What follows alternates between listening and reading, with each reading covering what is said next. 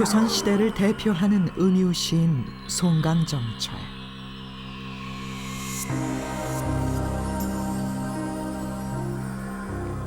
그러나 역사는 정철에게 극과 극의 엇갈린 평가를 내리고 있다.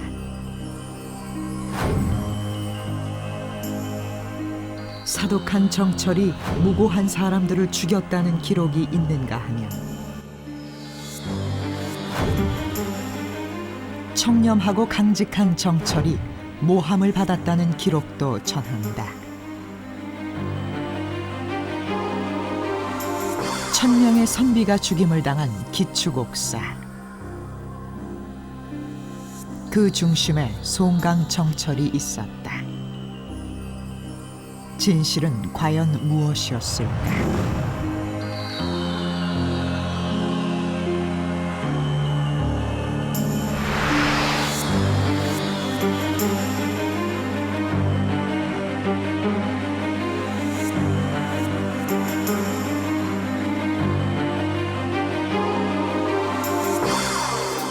송강정철.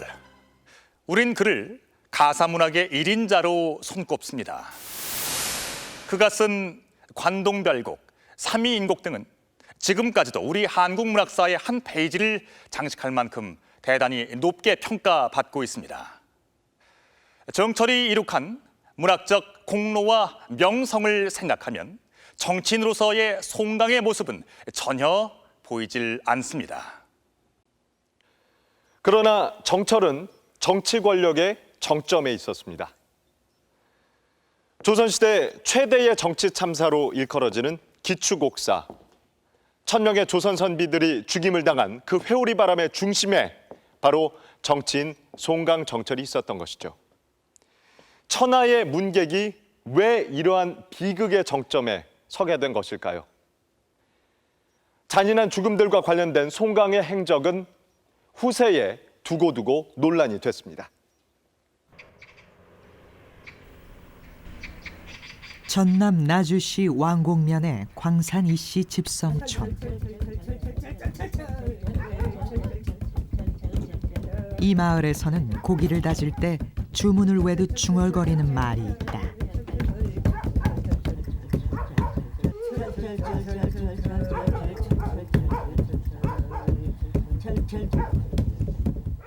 이 말은 안악들의 단순한 입버릇에서 나온 것이 아니라 특정인에게 퍼붓는 일종의 주술이다.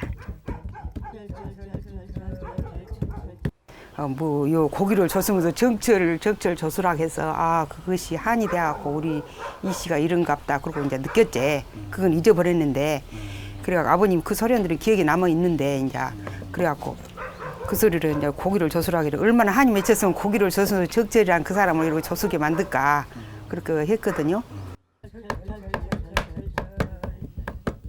기축옥사 때 멸문지화를 입고 숨어 지내야 했던 광산이 씨 후손들. 그들의 피 맺힌 한이 400년 넘게 이어져 오고 있다.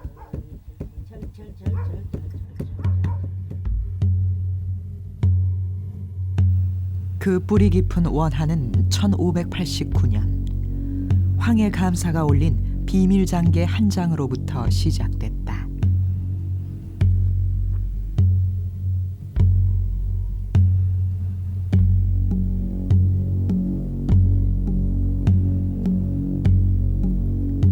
왕에게 건네진 장계의 내용은 충격적이었다. 정여립이라는 자가 모반을 꾀했다는 것이었다.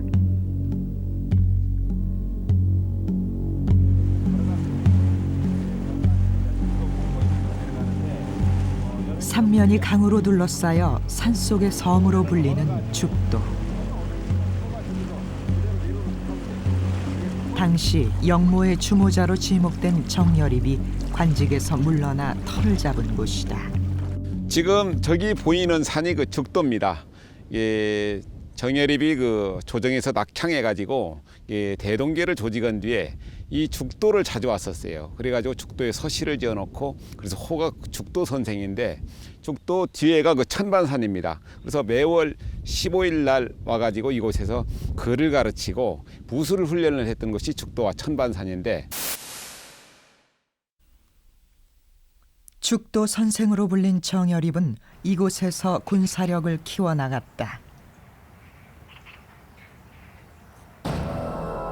이렇게 대동계를 만든 정열입의 행적은 영모를 꾸민 정황으로 오인받았다.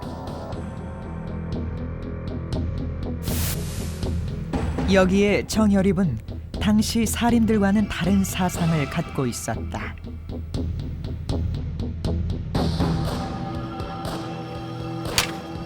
정열입의 대담한 발언에 선조는 진노했다. 결국 체포령이 내려지고 관군에게 쫓긴 정열입은 이곳 천반산 동굴에서 최후를 맞는다. 이후 조정에선 정열입의 집터까지 송두리째 파내버렸다. 팥소예요, 팥소. 그래서 한글학회에 보면은 팥소, 정열입의 집터를 갖다 숯불로 지져버리고 파서 못을 만들었다. 그러니까 역적이 난 곳은 그곳에 그 풀이나 말이라도 먹게 되면은 역적질을 한다. 그러기 때문에 역적 그 집터는 갖다가 숯불로 지지고 파가지고 못을 만들어요. 당시 정열입의 집에선 많은 서찰들이 발견되었다.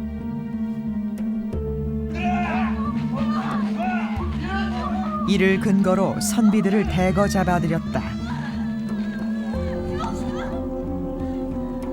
기록에 의하면 평소 정열입을 칭찬한 사람들은 다 죄를 받았다.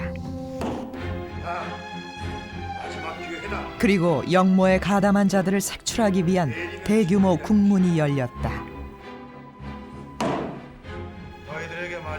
국청에서 죄인을 신문하고 재판하는 최고 담당자인 위관.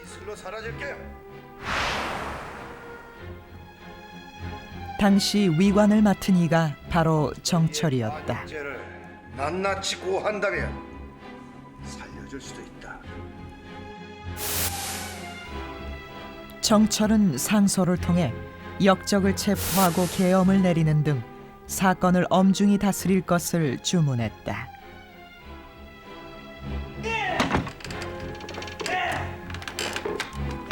옥사는 강경하게 처리됐다. 사형이 난무하고 단근질로 매우 참혹하게 국문이 이루어졌다. 이 일로 정철은 역사에 오명을 남긴다. 선조실록은 정철이 기축옥사를 이용해 자신과 의견이 다른 사람들을 일망타진했다고 전한다. 아, 여기가 호암산입니까? 예, 여기는 호암선입니다. 호암 서원에는 기축옥사 당시 희생당한 호남 출신의 사림 9명의 위패가 모셔져 있다. 네, 기축사화 때 옥중에서 정철이의 모략으로 해서 모두 같이 돌아가신 분들입니다. 후손들은 왜 이렇게 주장하는 것일까? 실제 선조실록은 이들의 죽음이 거짓 고변에 의한 것이라고 주장하고 있다.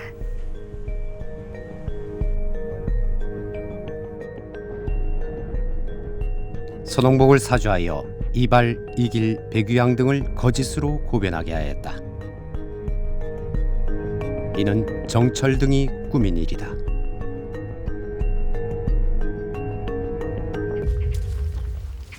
이 일에 연루되어 목숨을 잃은 정계청이 후학들을 가르치던 자산서원. 정계청은 관직을 사양하고 학문에만 전념했던 인물이다. 그가 지은 우등록은 선비들의 윤리교과서 역할을 했다. 그러나 정계청에 대한 정철의 감정은 좋지 않았다. 정계청 같은 경우에는 정철이 비록 문학 중심의 그런 분이지만은 정계청은 그것을 아무리 문학이 있으면은 술과 기생이 따르는 법인데 주색으로서 후배들을 이끌었다. 강력하게 비판을 하고 우등록 속 절이라는 문구에 대자를 넣어 평소 주자의 절이를 논한 정계청을 절이를 배척한 인물로 몰아세웠다. 내가 주자를 어떻게 아느냐?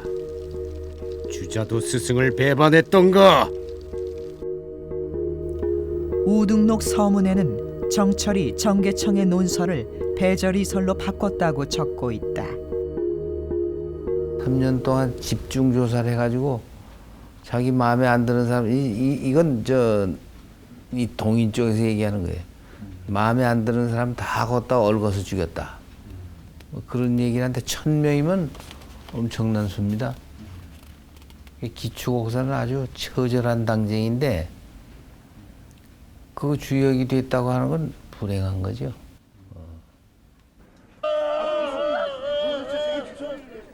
조선 사회의 광풍을 몰고 온 기축옥사.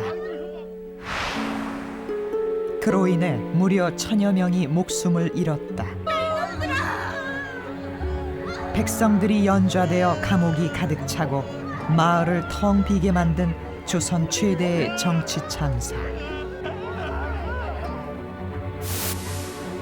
후세는 이 모두를 정철이 지휘했다고 고발한다.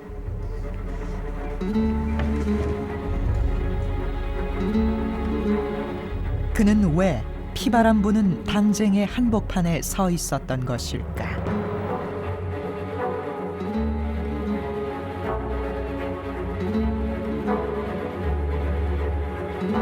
인구 400만의 조선에서 1000명의 선비가 살해를 당했다. 이것은 실로 어마어마한 사건이 아닐 수 없습니다. 그런데 이 일에 정철이 깊이 관여했다는 역사 기록들이 있습니다. 기존에 우리가 알고 있던 정철과는 너무도 다른 내용을 전하고 있습니다. 송강 정철, 그는 과연 어떤 인물이었을까요?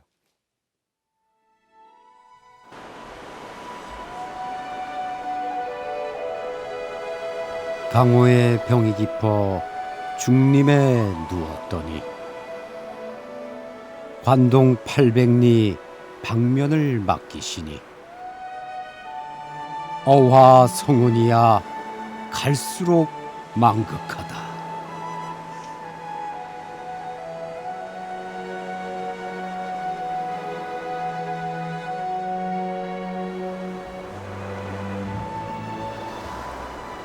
송강 정철은 1년간 강원도 관찰사로 있었다.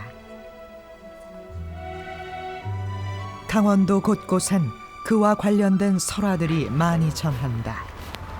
어떤 바입니까? 이 바위가 송강 정철과 관련된 그 설화가 남아 있는 누룩바위입니다.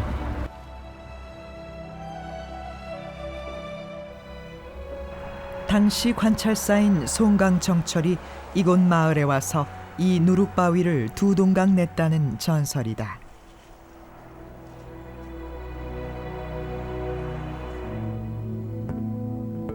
이외에도 정철에 관한 많은 설화들이 전하는데 대부분 완고한 인물로 묘사되고 있다.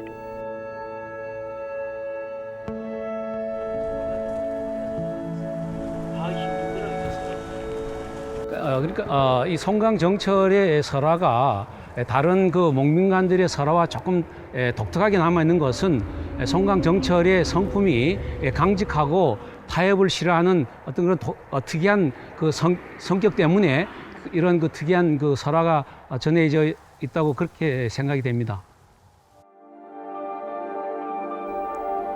16세기 조선에는 새로운 정치 세력이 등장한다. 살림에 묻혀 학문과 교육에 힘써온 선비들로 이황, 이이, 조식 등이 대표적인 인물이다. 성리학의 이상을 조선 사회에 실현하려 한 이들 신진 세력을 사림이라 불렀다. 사림 출신 중 한 명이었던 송강 정철. 26살에 장원급제를 하면서 화려하게 정치에 등극한다. 임금이 호랑이와 독수리의 절개를 가졌다고 칭찬할 만큼 정철은 주목받는 정치인이었다.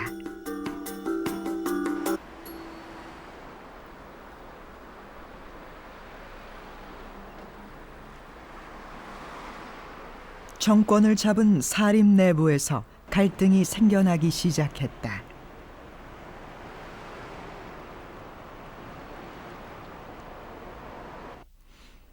네, 오늘 서인들을 만났으니 왕도를 실현해가는 과정에서 조금씩 생겨난 입장 차이가 결국 당쟁으로 번졌다.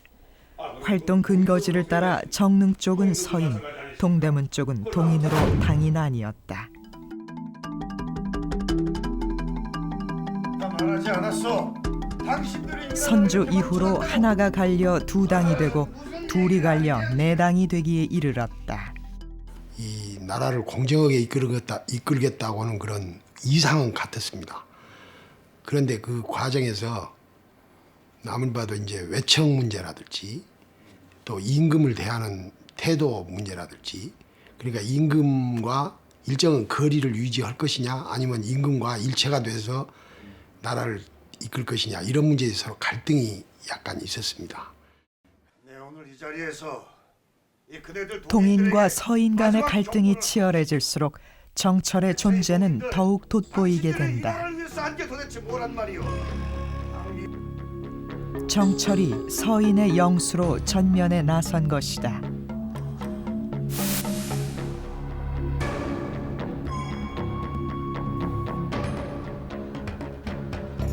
대립이 심해지자 율곡 이이의 중재로 동서간의 화해를 꾀하는 자리가 마련됐다. 서인의 대표 정철과 동인의 영수 이발이 만난 것이다. 모두 동인의 탓이란 말이오. 그러나 이 자리에서도 언쟁이 계속됐다. 서로 화합해서 조정을 안정시키자는 것이.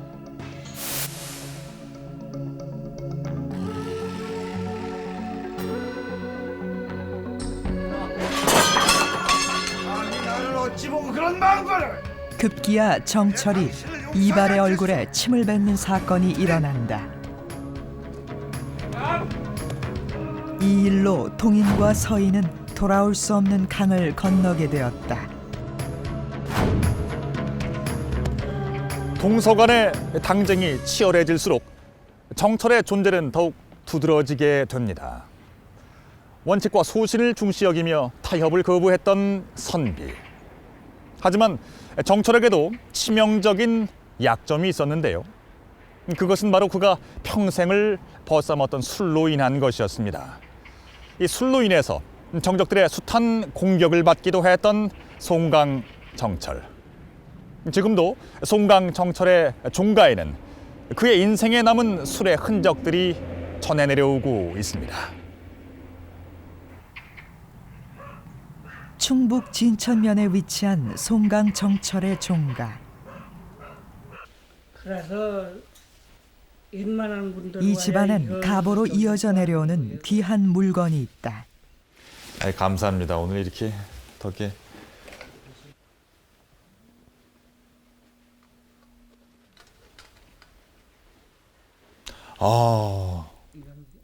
임금이 직접 정철에게 하사했다는 은잔이다. 술을 많이 잡숴갖고 선조대왕께서 잔을 하산 내리신 거지. 꼭 요 잔을 한 잔씩만 잡수라고 하산 내린 잔이죠. 그런데 이 은잔을 두고 동인들은 정철이 두드려 펴서 크게 만들었다고 이야기하기도 했다.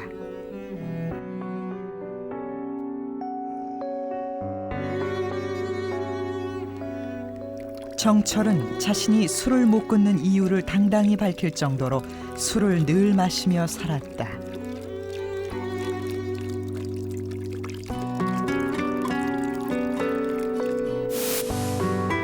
정적들은 정철이 술에 취해 일을 돌보지 않았다고 공격했다. 정말 이 자네들이 이 나라를 걱정하고 있는 게야. 또한 술에 취하면 높고 낮음을 가리지 않고 사람들을 면전에서 꾸짖었다고 기록은 전한다. 그렇지, 내가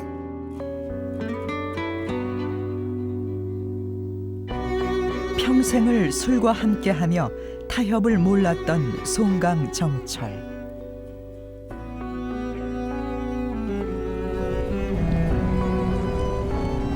동서당쟁 속에 결국 자신의 뜻을 이루지 못한 정철은 벼슬을 버리고 낙향했다.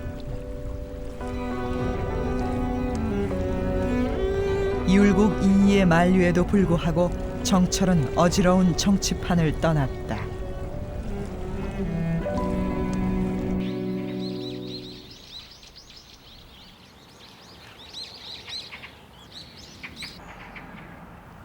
당시 정철이 머물렀던 전라도 담양의 시경정.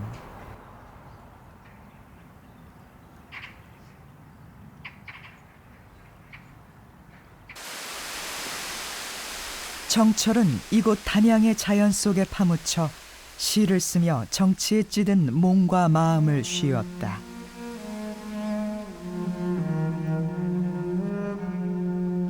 삼이인곡과 송미인곡 등 호세의 길이 남을 가사를 지은 것도 바로 이곳에서였다. 담양 가사문학관에는 송강의 시가 목판에 새겨 보관돼 있다.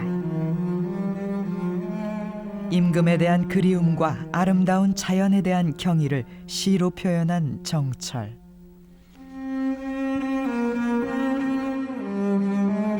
한글로 쓰여진 송강의 가사 속엔 선조에 대한 충정이 얼마나 컸는지 잘 드러난다.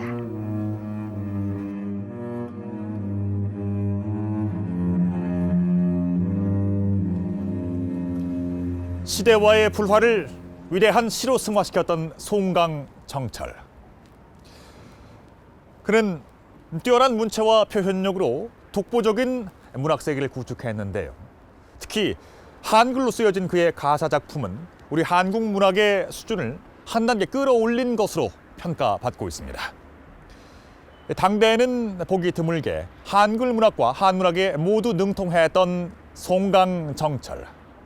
그는 실로 천재적인 예술혼을 지닌 시인이었습니다. 하지만 송강정철의 풍부한 감정은 예술에 그쳤어야 했습니다. 이곳 담양을 떠나 그가 뛰어든 정치는 조선 사회에 큰 비극을 안겨줬습니다. 당쟁의 회오리 속에서 숱한 좌절을 겪으면서도 권력에 대한 지향을 끝내 버리지 못했던 정철.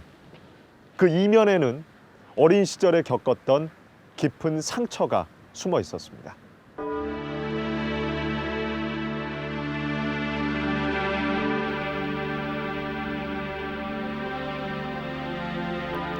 송강정철의 한글 가사 속에는 유난히 많이 등장하는 단어가 있다.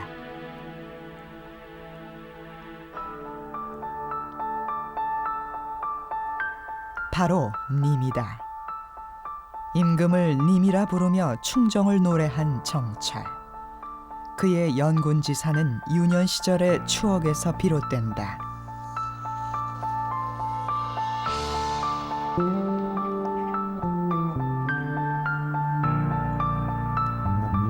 정철은 어린 나이에 이미 궁궐을 엿보았다.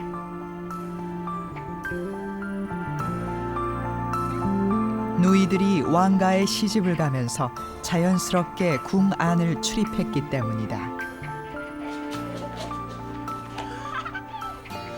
남들보다 일찍 궁궐의 화려함을 경험한 정철. 그는 당시 대군이었던 명종과 소꿉친구가 되어 함께 뛰어놀았다.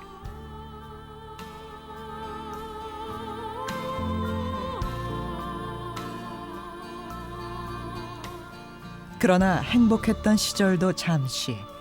정철이 10살 되던 해 을사사화가 일어난다.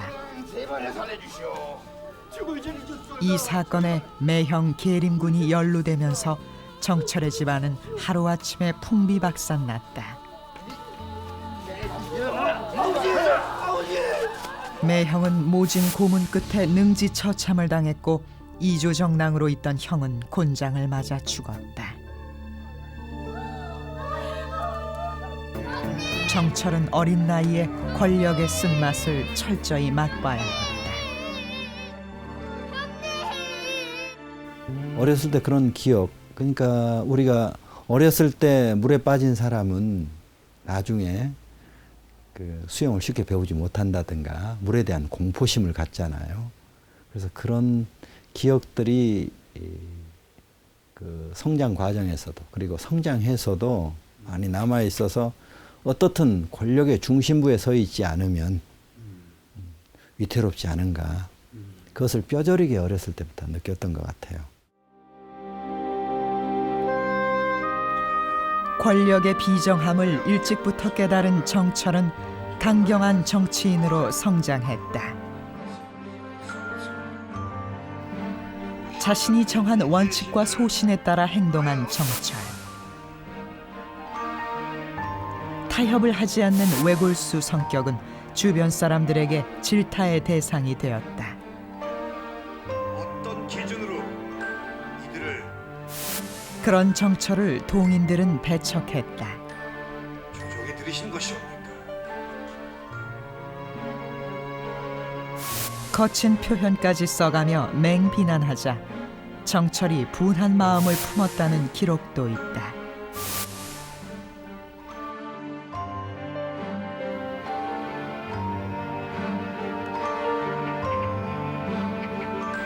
그러던 어느 날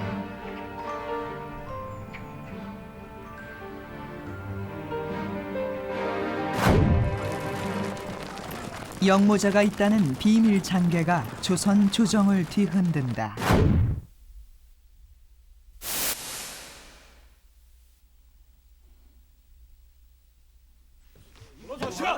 영모자가 동인이었던 정열입으로 알려지면서 동인 전체에게 피바람이 불어닥쳤다. 당시 조정을 집권하고 있던 동인은 낙담했고 반면 서인들은 크게 기뻐했다.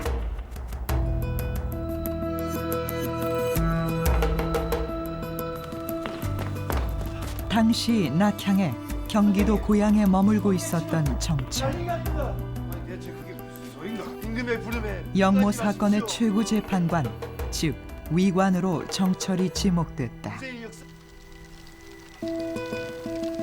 무수한 고변이 이어지는 상황에서 위관은 누가 되더라도 위험한 자리였다. 정철은 사양했지만 임금이 하루 3차례나 재촉했다. 결국 제자들의 만류에도 불구하고 정철은 임금의 부름에 나아갔다. 정철이 좀 나이브하고 패셔네이트하고 그런 점이 있기 때문에 나선 거죠.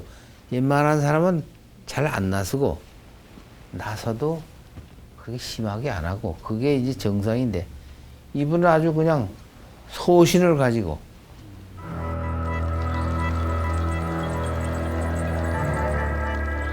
1589년 11월 정철은 위관의 자리에 앉았다. 기축옥사를 다스리는 최고 책임자가 된 것이다.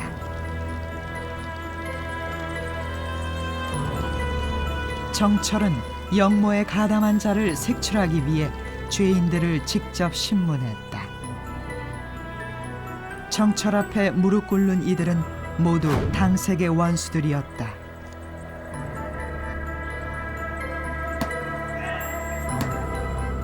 주모자인 정열입이 자살한 상황에서 이 사건의 배후를 밝혀야 하는 재판은 냉혹하기 그지없었다. 당색이 같은 사람들 중에서 조금이라도 혐의가 발견되면 영모로 몰아 처형됐다.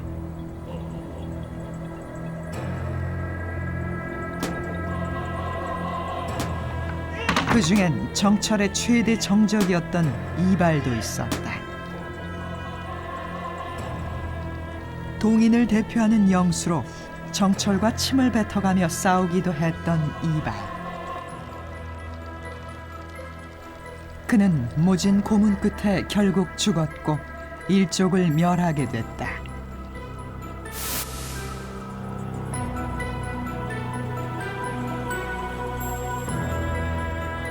가족 중엔 80이 넘는 노모와 어린 아들만이 남았다.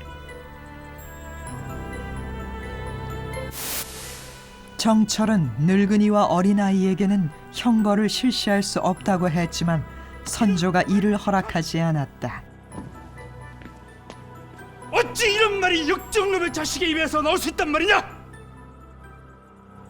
아버지에게 오직 충효만 배웠다는 아이의 말에 선조는 더욱 분개했다. 결국 노모와 아들 모두 죽임을 당했다.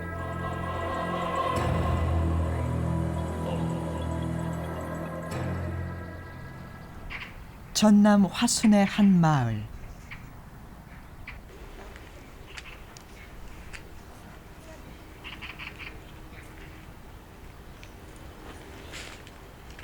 이곳에 기막힌 사연을 가진 한 주인공이 있다.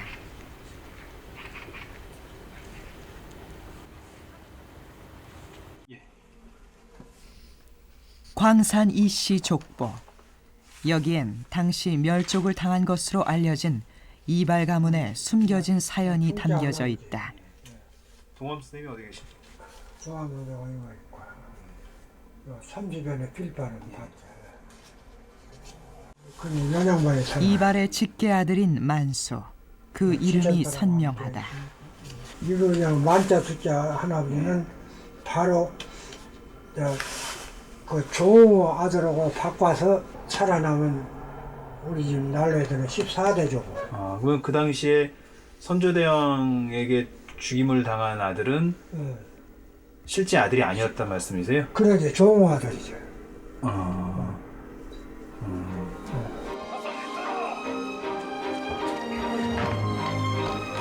기축옥사 당시 잡혀간 것은 이발의 아들이 아니라 종의 아들이었던 것이다.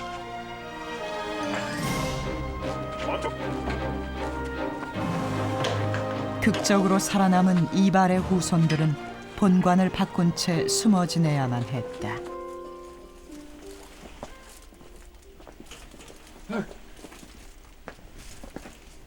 그 후 300년이 지나서야 이런 기막힌 사연이 밝혀졌고 후손들은 뒤늦게 광산이 씨 족보에 오르게 되었다.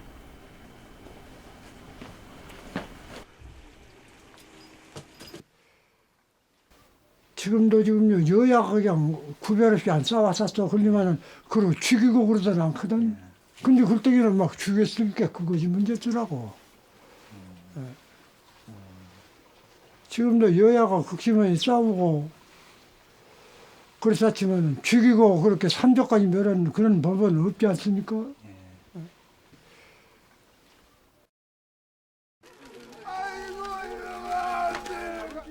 옥사는 덩굴처럼 얽히고 뻗어나갔다. 희생자가 점점 늘어나면서 정철은 당황하기 시작했다.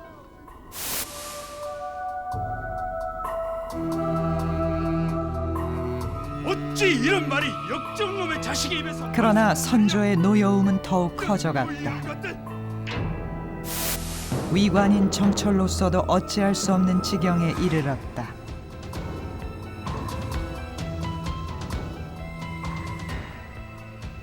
그리고 후세의 기록은 당시 죽음에 대한 모든 책임을 정철에게 돌리고 있다.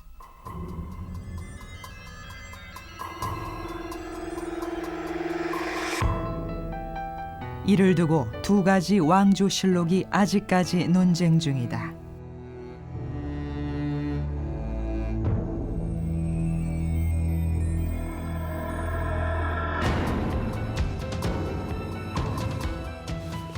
이 선조실록에는 당시의 비극을 모두 정철의 책임으로 돌리고 있습니다. 심지어 정철을 두고 독철 혹은 간철이라는 표현을 쓸 정도로 흉악하기 이를 데 없는 사람으로 묘사합니다. 하지만 이 왕조실록조차도 사실은 철저히 정치적인 관점에서 쓰여진 것입니다. 훗날 서인이 집권한 뒤에 선조실록을 수정해서 다시 편찬한 바로 이 선조수정실록에는 송강이 희생자를 줄이기 위해서 나름대로 노력을 했다고 전하고 있습니다. 과연 송강 정철의 진심은 어떤 것이었을까요? 이와 관련해서 아주 중요한 사건이 있었습니다.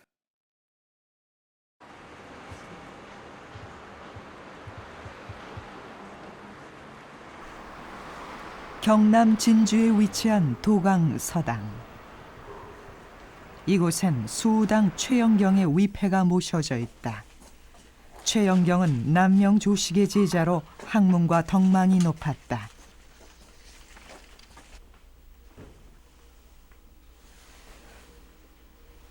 그러나 그도 기축옥사 때 역적으로 몰려 죽임을 당했다.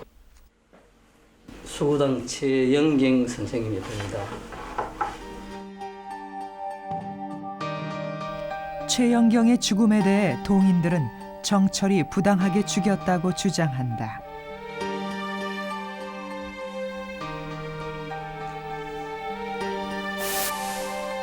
그러나 이러한 공격에 대해 선조 수정실록은 통탄할 일이라며 정철의 진심에 대해 이야기하고 있다.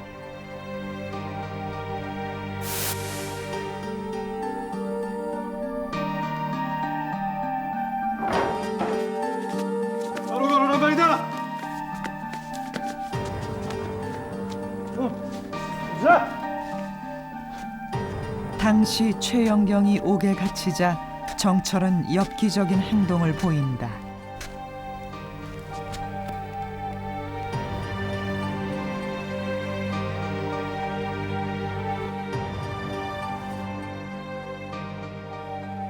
이자가 평소 날 이렇게 하려 했지. 하지만 나 같은 군자가 어찌 같은 보복을 생각할 수가 있겠어.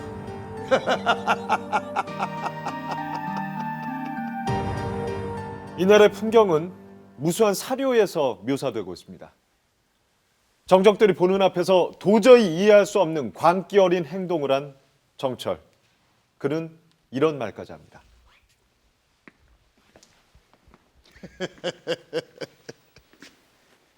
오늘 나의 이 말은 농담이 아니요.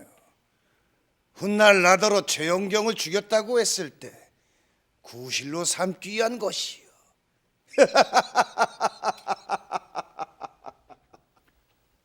송강의 진심이 어떤 것이었든 분명한 것은 이런 파격적인 언행으로 인해서 그에 대한 비난이 과장되었다는 것입니다.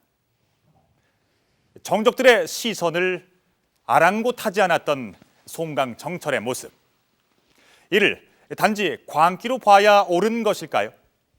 아니면 혼돈의 역사 속에서 일부러 미친 척을 했던 것은 아닐까요?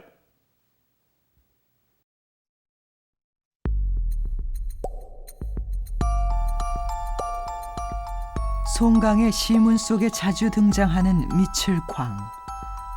송강은 스스로를 광생, 미친 서생이라 부르기도 했다. 그런데 후세 사람들은 송강을 두고 양광이란 표현을 쓴다. 양광이라는 것은 이제 거짓 양자에 미칠 광자, 거짓 미친 척한다. 그것이 양광이에요. 달리는 청광이라고도 합니다. 맑을 청, 미칠 광. 일부러 자기의 내면적 진실을 은폐하기 위해서 미친 척을 한 겁니다. 그런데 상대 정적들은 그것을 정말 미치광이의 행위로 인식한 거예요.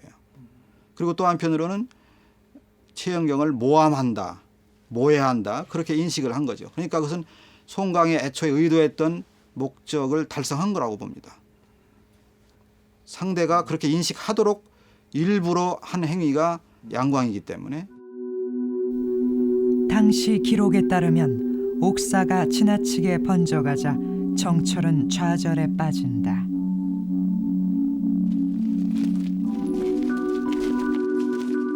정철의 집으로 찾아가 사태의 심각함을 이야기하니 정철이 머리를 흔들고 손을 저으며 이야기하였다. 그대들이 지난번에 한 말이 매우 옳았네. 지금의 난리를 진정시킬 방도가 나로서는 도저히 없었네.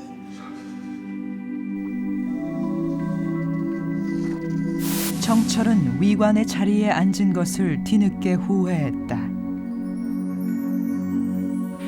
경기도 고향에 낙향에 있다가 정열이 모반 사건 얘기를 듣고 직접 스스로 들어와서 나라를 구해야 된다고 임금에게 상소를 올리고 그리고 이제 임금은 어여삐 여겨서 정승의 자리를 벼슬을 내리고 위관을 맡겼단 말이죠. 그러니까 위관을 맡지 않았어야 했는데 그 일련의 과정이 위관을 맡을 수밖에 없는 위치가 돼버린 거죠. 그래서 그 위관을 맡았고 그래서 누군가는 책임을 져야 되고 그 책임을 송강이 지게 된 셈이죠. 기축 옥사에 칼을 들었던 정철.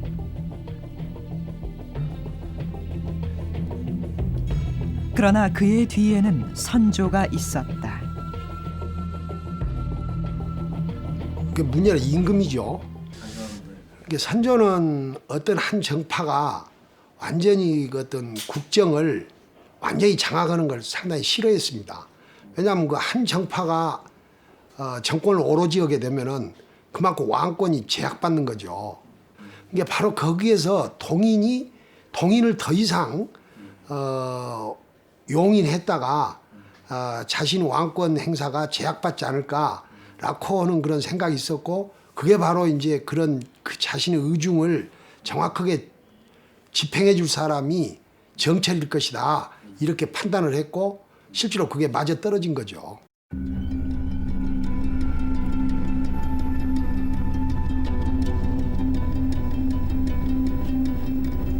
동서당쟁이라는 극한의 정치적 이해관계 속에서 송강 정철이 개입된 사건은 그 말로가 처참할 수밖에 없었습니다. 하지만 따지고 보면 그도 피해자가 아니었을까요? 기축옥사의 위관이라는 자리는 누가 맡았어도 그 결과는 마찬가지였을 겁니다.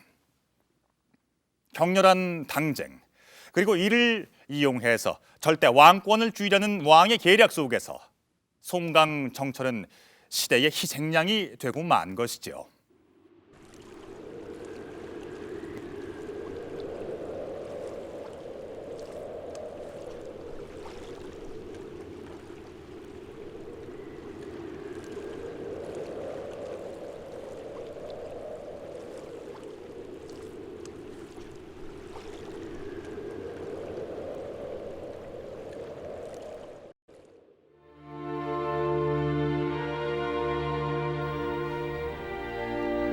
삼 년간의 광란의 역사가 끝나자 선조는 변심한다.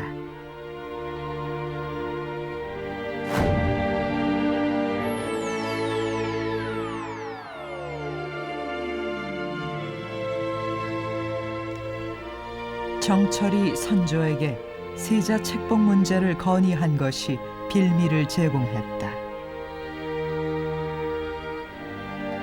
이 일을 미끼로 선조는 크게 노하여 정철을 미워하기 시작했다.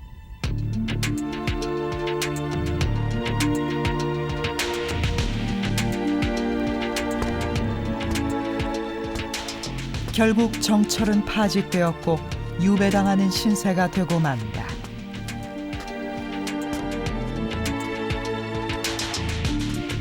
선조로부터 철저히 버림받은 것이다.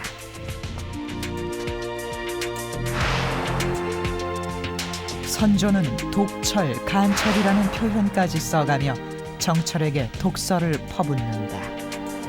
독철, 정철 이런 내 입이 더러워진다. 그리고 모든 죽음의 책임을 정철에게 뒤집어 씌운다.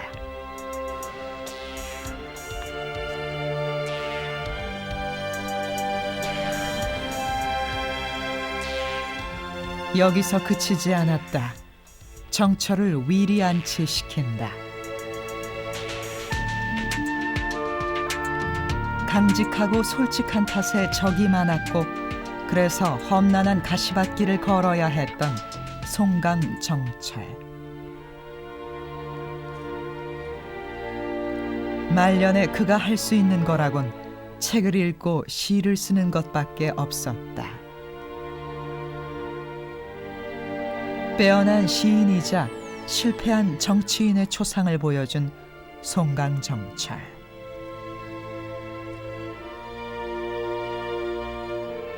빈곤 속에서 신음하던 정철은 58세의 일기로 파란만장한 삶을 마쳤다.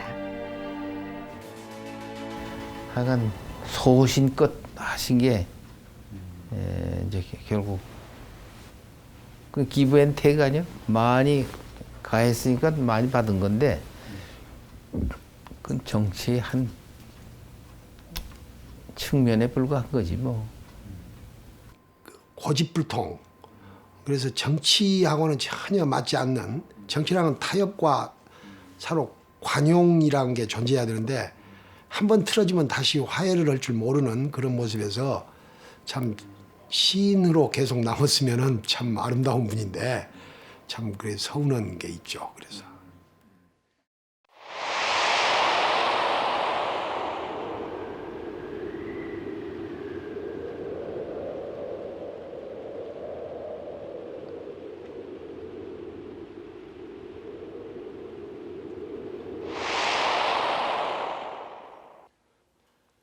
예술적인 기질과 정치적인 성향이 모두 날카로웠던 정철. 그래서 오히려 세속적인 처세에는 어둡고 기술이 모자랐던 것은 아닐까요? 그가 휘말렸던 1589년 기축년에 일어난 비극은 한국사의 증오의 생채기로 남아 있습니다. 그리고 그 광기의 역사 속에서도 송강은 천재성을 발휘해 시를 썼습니다. 그의 시가 더욱 애절하게 느껴지는 것은 그 속에 우리 역사의 아픔과 회한이 오롯이 묻어있기 때문입니다.